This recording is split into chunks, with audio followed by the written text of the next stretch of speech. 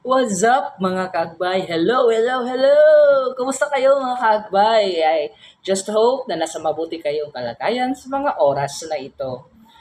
And since it's lunch break right here, right now, nandito tayo sa Pagtinabangay office and we'll be talking about the comments and suggestions by my grade 10 Kamati students part 2! Kasi hindi natapos nung nakarang video kasi sa dami na kanilang sinabi, no? Or sinulat. So let's start first, of course, with the good things. Makisabay sa mga joke time, maayo kayo pagtudlo, bisan na nga tulog me, sagdan lang minimo. Yung may mga natutulog kasi sa aking klase, minsan sinuway ko, minsan naman, uh, bahala na sila, no? Gusto ko yung subject, kaya daghan ko makatunan ng words, then nindot mo tudlo, paspas ko nga makagets, then maniguro og tabang si sir para makapasarme, buutan, nya hilig mo smile. So one thing I like about this sir is nindot kayo siya mo English, dili putol-putol, dili choppy. Yan. Sana all consistent, right? Tabangan jud mi niya para dili mi mahagbong. Okay, of course, it's my task, no, na igabay kayo so that you will not fail in my subject area, right? Then makisabay sa mga estudyante niya dili filingon. There are a lot of things that I learned from this subject, especially from Sir Aniceto. So English subject is the best way to improve my English speaking and writing skills. Our subject teacher in English is very good at teaching and you can learn many things and lessons about English. Then, bisan busy kayo si sir, pangitaan niya po niya paagi para makadiscuss ug nami makatunan. And then, the techniques in teaching. There are many activities and the way you handle the students, dili kadali masuko, and then pasensyoso ka na mo. Then, one thing I like about the subject is na mga stories about sa iya love life, o sa iya personal life. Then ang ipanghatag na performance task kay unique, no? Unique daw ang ipanghatag na kuan. And then with emotions daw ang pag-discuss. So, nice no that you appreciate that, my dear students. And then, sir is very smiling. Dili magpa-pressure, kay dili kaayo daghan gihatag ng mga activities. And then you explain well the lessons and makisabay ka namo. Then, one thing I like is kung gikapoy na ganing mi sa discussion kay nakichika rasad ka, natarong gyud din taon ang among grammar, sir. Okay, thank you so much that you appreciated that one. What else? Talking about capitalization and grammar daw, nakatigo siya. Nakasabot gid siya, good teacher. And then nagka-experience sa kinabuhi, kaya siyang i-share sa mua. Then,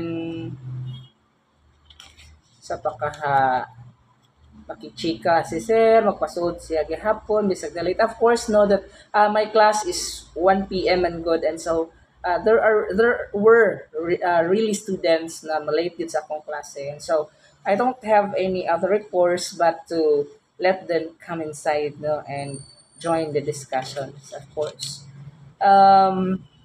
Makisabay sa among mga trippings, open-minded siya kayo sa mga topic, nindot ang mga paagi sa pagtudlo, kay maki-join siya na mua, and then pakatawa sa mga estudyante, naihatagan ng exemption, maluluyon si sir, and then dagko mo hatag og grado, pasar among grado, bisan malate na yung past activities, mo consider ra gihapon siya, makisabay sa jokes, and then bisan malate make submit sa mga activity kay mo consider ra gihapon siya, kalmado siya, sulod sa classroom.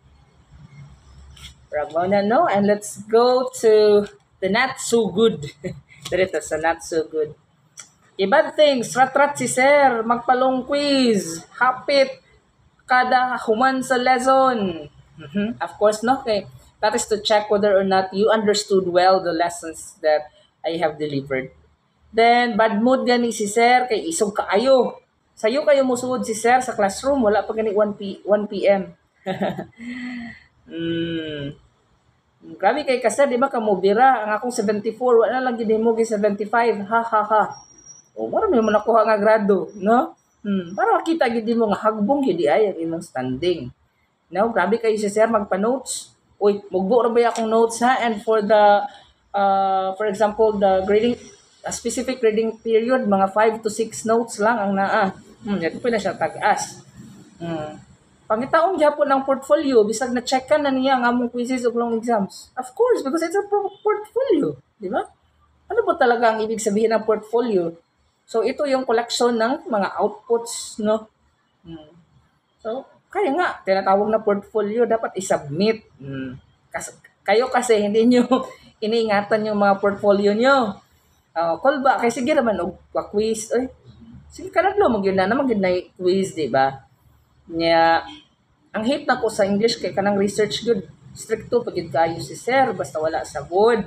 So, kayo manghatag og long quiz. So, ako, kadaghan na perfect, di ba? Kadaghan na perfect sa long quiz. If you have studied the lesson, the topics, of course, you can answer the exam. Paspas na kayo mo discuss po si sir. Okay, sige, noted. Dili ko ganahan ng research o sahay dili ko ganahan ni sir kay basta vacant, di gapon pwede pagawson. Ayun, gawas. What will you do outside? Learning will happen inside the classroom. Na? Ang time ni sir kay tingkatog. Di na ko sala nga 1 p.m. atong klase. Usahay ko magklase kay maluya na sa giklase si sir. Mulayo. Ang kamo kay kan mo mga questions, no, bisag dili na mo relate sa topic. That's why mayon ko nga murag layo na ta. Usahay basta madbud si sir kay lisod i-approach. Og ipit na sa oras wala nagklase pa kay dalian ni sir pagtudlo to the point nga di mo makasabot. Okay, noted. Sa subject pod kay kuan daghay pa sikot-sikot labi na sa grammar. Samot na kung ang topic sa pronouns. Of course kay grammar maguna siya. So kinahanglan gyud nimo nga ginagyo kay explanations, lagi kay mga examples, daghan. Then corny mo joke si sir. Pero goods ra gihapon. Okay, sige lang. Ang iyang penmanship sa blackboard kay di masabot, sorry na please. I will try to improve my penmanship, no. Paspas si sir sa discussion labi na kung shorted ang time di ko makaapas. Okay, noted. Usahay pod magkalisod kog approach ni sir if wala siya sa mood. Usahay kay mabad mood si sir kay dungod kay dili mamao nga among grammar samot na tong pronouns nga topic. Init kaayo ang among classroom sa klase ni sir. Naglagot ko kay sige consider si sir sa akong mga classmate maanad na sila magsaligra dili magtinarong sa ilang pag-eskwela. Usahay basta bad mood si sir kay maglisod kog approach. Usahay gani sa subject ma-rush gani o magdali si sir og discuss mao usahay di ko kapa sa topic. Okay, noted. Maka-feel ko og masuko si sir pero dili di ay iyaha di ay expression. And then mangutan naman ko di ba nga did you get, did you understand, did you pando mo sad mo ay mo katando okay mo kasabot, right? Kay pwede ra man nga atong explain og balik, no? Sige. Sige pa quiz si sir. Daghay activities nga ihatag. Gamay ra ako nasabtan. Advance ra ko noong pagtudlo taas ra ang level. Okay, sige atong paubsan ang level para makasabot ang tanan. Okay. Then sige siya hatag og activities.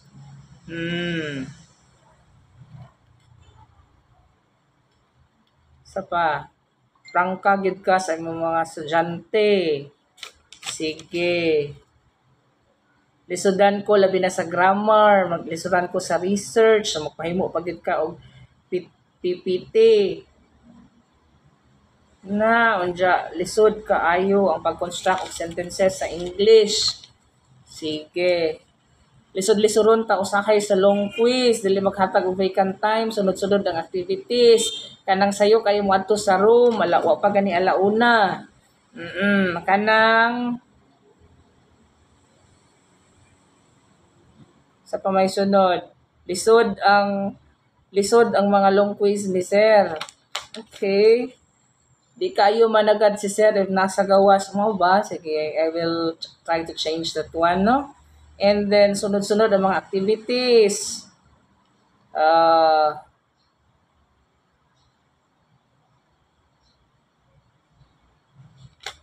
Bisag wala si sir sa room, kay naghatag ya po activities. Importante man na. Kinahanglan yun na siya. Dili may matagan og vacant time. Then, lisod, usahay ang long quiz, sunod-sunod ang activities, sayo kayo musod si sir sa movie kasagaran, no? Ng ilang mga kuan. Daghan kayo gipahimo nimo.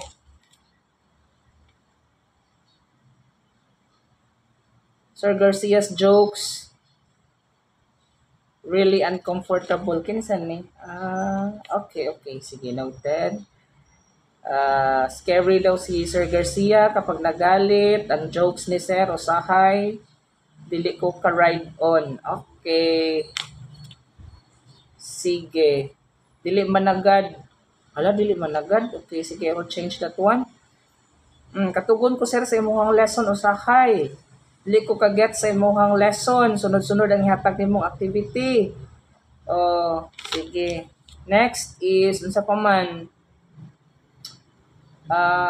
Mumayno si sir, labi na kumalate sa deadline. Of course, kinahanglan mo ginasiya. Huwag kita mahimuan na niya, no?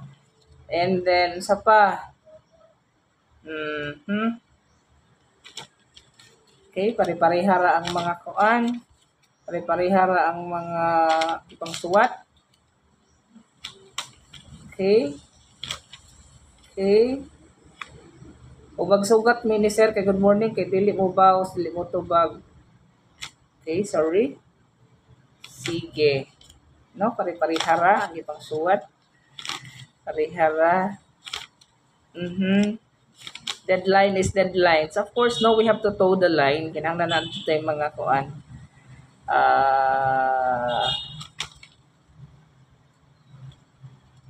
Sige.